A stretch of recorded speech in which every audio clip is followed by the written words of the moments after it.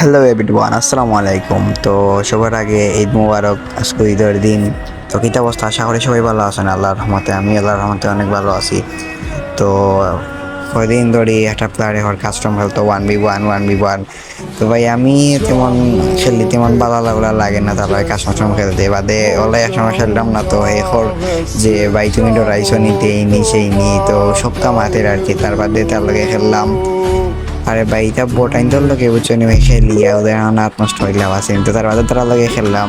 খাওয়ারে ছোটো করতে নাই তো তার বাদে তোরা লগে খেললাম।